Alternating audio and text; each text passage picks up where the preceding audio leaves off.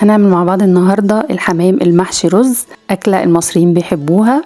دي اهي بعد ما اتطبخت وفتحناها وكله طلع مظبوط والرز طالع جميل. يلا بينا نشوف الطريقة. نجيب طاسة وبنحط فيها زبدة وبنحط فيها زيت ذرة أو زيت عباد شمس ونوزعها كده في الطاسة، ونبدأ بقى نجيب المكونات بتاعتنا.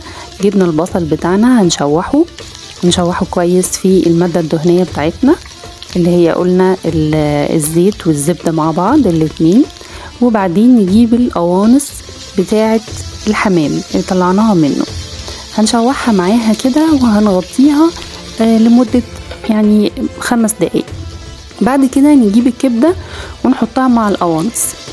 حد يقول لي ما حطيناش الكبدة من الأول؟ هقول لكم علشان الكبدة بتاخد تسوية أقل من القوانص، لازم نعملها لوحدها الأول.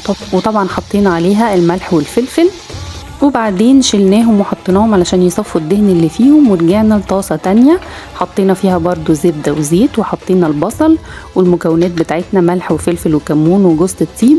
ويلا بينا نعمل الرز بتاع الحشو.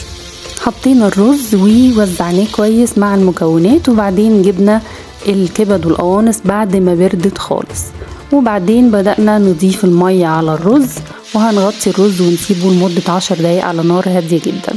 طبعا كل حاجة بعد كده لازم نسيبها تبرد كويس خالص علشان الحمامة ما تفرقعش مننا.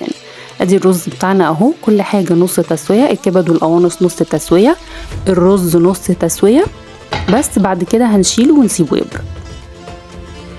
جت بقى الحمامة بتاعتنا زي ما انتوا شايفين، دي التجويف بتاعها من جوه والجزء العلوي بتاعها، وهنبدأ نحشيها. مش هنحشيها زيادة عن اللزوم زي ما اتفقنا علشان واحنا بنسوي الحمامة ما تفرقعش مننا. وطبعا بنحشيها لحد الحتة اللي فوق دي اللي هي بنقول عليها الزور. هنبدأ زي ما انتوا شايفين واحدة واحدة نحشي الحمامة بالرز بتاعنا. طبعا بعد ما برد بفكركم انه ما تحشوش الحمامة غير لما المكونات تبرد خالص، وما تنسوش تعملوا لايك وشير للفيديو.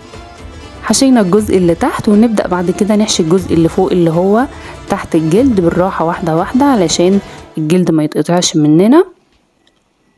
ونبدأ نوزع الرز بتاعنا بالشكل اللي انتوا شايفينه ده.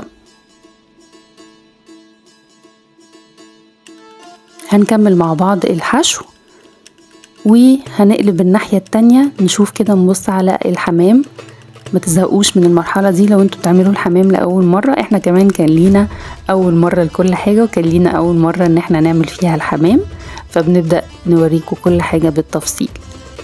هنبدأ نحط شوية رز كمان ونوزعه كويس، ونقف زي ما اتفقنا معاكم عند الحتة الأخيرة اللي هي المنطقة بتاعة الزور. هنبدأ بقى دلوقتي يا حرام نكتف الحمام، نحط كده رجليها كده في الفتحة ونكتفها تكتيفة كويسة علشان الحشو ما يخرجش. ممكن كمان تستخدموا خلايات السنان. الحتة برضو اللي تحت دي برضو هنكتفها، يعيني عليها ربنا معاها. نجيب بقى المية بتاعتنا اللي هنسلق فيها الحمام، نحط فيها بصل وجزر، ونحط مكونات برضو ملح وفلفل وممكن ورقة لورا لو بتحبوا. المية غلت هنوطي عليها ونهديها خالص، ونحط الحمامة علشان تتسلق زي ما انتوا شايفين. هيبقى الجزء اللي هو العلوي بتاعها اللي هو البطن الفوق، وموطيين عليها النار خالص اهو، فاتحين كمان الغطا علشان ما تفرقعش.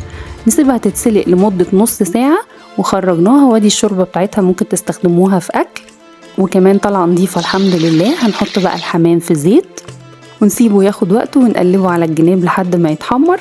وادي الحمام بتاعنا اهو اتحمر وشكله بقى جميل الحمد لله، ما فرقعش مننا خالص. هو ده التحدي بتاع الحمام.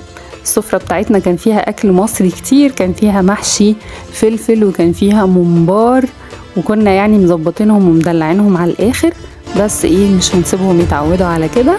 ويلا ناكل من جوه الحلقة.